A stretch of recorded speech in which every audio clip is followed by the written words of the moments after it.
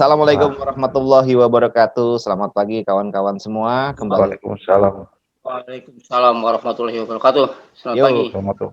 Kembali lagi di forum Kamis Pagi, Kamisan Komunitas Humas Survei Seismik. Ya, kali ini kita akan membahas sebuah tema yang sangat penting yang sering kita hadapi dalam profesi kita sebagai seorang humas, yaitu menyikapi komplain masyarakat dalam operasi seismik. Nah, sudah hadir di tengah-tengah kita pembicara Bapak Hadilin Saputra dari Jawa Barat, seorang humas senior yang sudah berkecimpung di dalam dunia seismik sejak tahun 2000-an. Jadi sudah 20 tahun. Dan sampai sekarang masih energik. Oke, Assalamualaikum. Apa kabar Pak Hadilin? Sehat, Pak? Waalaikumsalam warahmatullahi wabarakatuh. Alhamdulillah, karena Allah saya sehat walafiat. Amin, amin. Alhamdulillah. Oke Pak, kita langsung ke topik kita hari ini. Jadi seperti kita ketahui ya, dalam kegiatan seismik itu kita seringkali mendapat komplain. Kenapa komplain dari masyarakat? Karena kegiatan kita memang berlangsung di lahan masyarakat. Nah, barangkali akan menjadi suatu pembelajaran, suatu masukan dari seorang praktisi humas senior untuk menjelaskan bagaimana sih sebetulnya trik dan tips-tipsnya nih untuk menyikapi komplain dari masyarakat. Silakan Pak Hadilin, dimulai.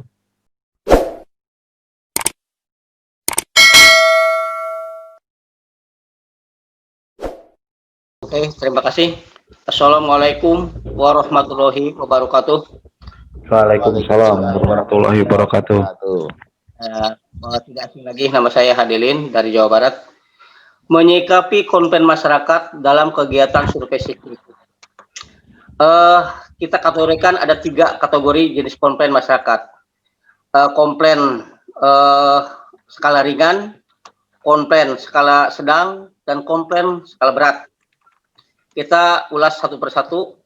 Yang dimaksud komplain ringan, di mana masyarakat yang menghentikan kegiatan survei seismik karena mereka tidak ikut sosialisasi. Maka seorang humas harus segera menjelaskan kegiatan survei seismik sampai kepada kegiatan demisclaim. Nah, sampai ke demisclaim yang akan dibayar langsung kepada penggarap setelah operasi selesai. Suatu contoh, kami waktu itu di kegiatan Blok Karangmakmur, Jambi, di stop oleh suatu tokoh. Pas memang lahannya mereka karena luas. Dia setelah dikasih penjelasan dari awal sampai akhir, maka mereka akan bertanggung jawab terhadap lahan-lahan sekitarnya karena mereka mengerti benar. Jadi saya berterima kasih bisa bertemu dengan Bapak, bisa koordinasi dengan Bapak, bisa bertukar pikiran dengan Bapak. Dan alhamdulillah pekerjaan itu clear, selesai dengan syarat bahwa setiap hari saya harus telepon dia mengenai kegiatan survei seismik. Kita ikutin, saya ikutin. Tidak ada jeleknya lah. Dan akhirnya untuk Karangmakmur, alhamdulillah selesai 2 bulan sebelum jatuh tempo. Waktu itu pengalaman saya yang paling lancar adalah di Karangmakmur. Dapat bonus dong. Yang kedua konten sedang, ya. Dapat bonus dong. Dapat tip dia. Oke, lanjut Pak. Kemudian sering terjadi komplain sedang ini yang terjadi di masyarakat bahwa pembayaran kompensasi dibayar minta dibuka. Seorang humas harus bisa mampu menjelaskan kenapa kita dibayar tidak di muka. Karena kalau dibayar di muka tidak mustahil bahwa masyarakat akan banyak yang dirugikan karena tidak tercatat. Jadi kalau terakhir pekerjaan, setiap pekerjaan kita catat apa yang mestinya hak masyarakat, itu baru dicatat dan dibayar setelah pekerjaan selesai. Karena apa? Karena hak kami humas tidak ada niatan untuk merugikan penggarap lahan. Manakala tidak tercatat, berarti kan masyarakat rugi. Kami tidak ada kehendak itu. Itu contoh waktu kejadian di Randu Gunting, Blora. Humas waktu itu saya yang menghadapi bikin perjanjian dengan kepala desa, dengan masyarakat, banyak di situ. Saya minta kurang dari 10 orang lah masyarakat, dan di rumah kepala desa bahwa pembayaran kompensasi ganti rugi kerusakan tanaman akan dibayar langsung kepada pemilik, kepada penggarap di balai desa setelah kegiatan kami selesai. Jadi tidak ada lagi tidak ada lagi yang tercecer atau yang tidak tercatat kalau kegiatan selesai, dan mereka mengerti.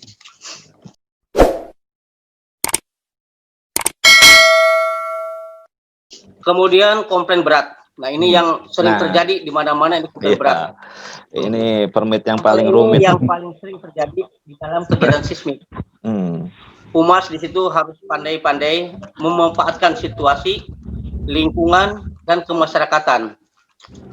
Humas harus melihat dari segi kejiwaan.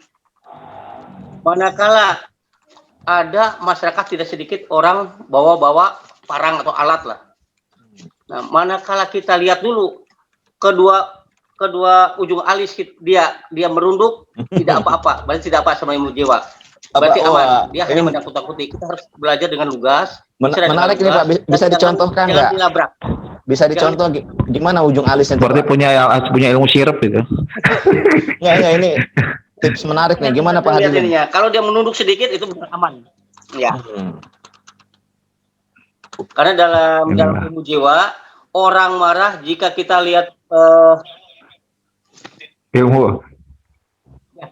Ya. Kalau ininya dilihat, kita pertama lihat, tapi jangan dipelototin, lihat aja selera. Kalau dia senyumin aja ya. Dikasih senyum. Ya, betul. Dan jangan lupa senyum itu harus diumbar. Senyum itu harus selalu senyum kita. Kalau dalam waktu penglihatan kita dia matanya merah, nah itu harus waspada, dan mungkin dia harus ada ke itu pasti stuck gitu kalau merah mukanya. Tapi jarang sekali kalau matanya merah. Ada yang takut-takuti. Contoh kami di Blok Jambi Selatan, Mbak, tahun 2009. Dia datang ke base camp bawa golok masing-masing 2 orang, 1 orang 1. Dan itu waktu itu dilihat dari jauh sama Pak SO karena ruang humas. Jadi saya di stop di pintu humas, saya berhentiin, Pak, Bapak ingin menyelesaikan masalah? Betul. Saya ingin menyelesaikan masalah dengan orang apa dengan golok? Dengan orang. Silakan Bapak masuk, golok di luar. Mari kita bicara. Ya dengan golok lah. Oke, kalau dengan golok silakan di depan, di badam, Bapak di luar. Saya gituin aja. Tapi karena dia udah ada mau ketawa, ditahan. Saya juga tahu. Jadi gini, saya ingin keluar, ingin masuk itu golok sama orang. Oh silakan. Loh, jadi saya bilang, kalau Bapak ingin menyelesaikan masalah orang dengan golok, silakan Bapak masuk dengan goloknya, saya yang di luar gimana? Dia ketawa ngakak, Pak. Dia ngakak bahwa kita kan intinya ingin menyelesaikan masalah, tidak perlu dengan golok, tidak perlu, hanya dengan ucapan, dengan itikad, akhirnya selesai juga.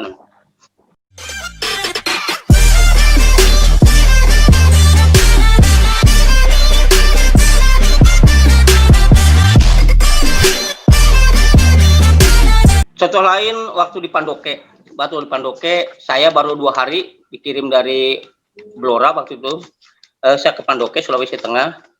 Semua humas yang datang ke tempat mereka diusir, dan saya diumpanin. Begitu masuk, karena saya belum tahu situasi, saya masukin ke orang itu. Kebetulan ibu-ibu orang Buton, saya datang ke situ langsung diusir. Oke. Kalaupun saya tidak diusir, saya mau pulang, Bu. Tapi nggak apa-apa lah, saya untuk pulang. Besok saya datang lagi, masih diusir. Aduh, saya jadi ini gimana? Makanya kebetulan waktu itu saya lihat anak laki-laki kecil, kurang lebih umur 4 tahun. Saya langsung ada ide bahwa wah, berarti saya harus pakai anaknya ini. Sebelum saya besoknya lagi, saya ke pasar beli mobil-mobilan 10.000 warna merah. Dia langsung nolak pinggang, begitu dari rumah, mau nolak apa lagi? Enggak, Bu, saya tidak akan masalah pekerjaan. Saya kangen dengan anak-anak saya di kampung, udah 3 bulan saya pulang, padahal baru 2 hari saya di situ. Saya kangen anak saya ingin memberikan sesuatu kepada anak saya. Kebetulan saya lihat ada anak ibu, dan ini anak ibu laki-laki, anak saya juga laki-laki. saya ingin memberikan mobil buat anak saya, tapi hitung-hitung sayang pada anak saya berikan ke anak ibu gimana? Oh iya, iya. Berapa bulan kan pulang? Sudah 3 bulan, baru 2 hari deh tadi itu. Akhirnya dia Tipu-tipu sebentar. ya. Tipu-tipu. Enggak, bukan tipu-tipu, ini Dan 30 namanya SD. siasat ini, siasat komunikasi. Jadi waktu 2 hari saya kerahkan orang-orang kru di sana dan harus selesai 2 hari, ternyata selesai juga. Jadi kalau saya sampaikan, seorang humas harus punya ilmu jiwa ya, mengerti ilmu jiwa. Itu lebih baik. Kalaupun tidak pun bisa bertanya kepada yang senior-seniornya. Orang komplain jangan coba-coba didebat. Nggak usah, iyain aja. Ya, Bapak benar gitu aja udah. Namun aturan kami adalah begini. Udah. Nah, itu dengan bahasa dan yang lugas dan jelas mereka insya Allah itu akan mereka mau menerima. Cuman kalau yang patah pensil, kami di Papua itu waktu mediasi harus dengan orang-orang siapa yang berpengaruh di daerah itu. Kami di Papua pernah di Papua itu jangankan Pak Kepala Desa, Pak Camat pun kalau udah setuju, kalau tidak Pak Kepala Suku ngiyain, dia tidak akan selesai. Jadi pertama-tama kami ada datang ke Kepala Suku waktu itu, baru 4 hari diantar sama Pak Babinsa. Kami kayu mana kan? Ini kayu mana kan? Kayu mana kan? Oh, betul, bukan. Itu waktu itu ada di Warwasi ke sono ujung yang meninggal itu. Saya dengan yang ke atas. Yang ke atas itu ya. Yang ada kepala suku di situ. Dan dia saya dirangkul sama dia sampai saya dikasih tanah 1 hektar waktu itu sama si Dance tuh. Si Dance 1 hektar, saya 1 hektar dikasih. Dari ini suku karena tanahnya tanah adat kan. Jadi kalau ada kami stuck di situ dengan masyarakat, kami selalu bawa dia. Alhamdulillah walaupun agak rumit tapi selesai juga. Pak Poniman tahu sendirilah yang situ, yang Pak Kepala Desa itu yang ngancam-ngancam saya juga kan selesai juga akhirnya. Ya. Nah begitu saya kira kesimpulan. Jadi akhirnya intinya seorang humas harusnya menjelaskan tegas, lugas, dan tepat sasaran. Jangan sekali-kali mereka dilabrak atau di debat. Yain aja. Kita masukin pelan-pelan. Insya Allah bisa selesai. Saya kira itu aja yang bisa saya sampaikan untuk saat ini. Mudah-mudahan ada manfaatnya buat rekan-rekan semua. Assalamualaikum warahmatullahi wabarakatuh.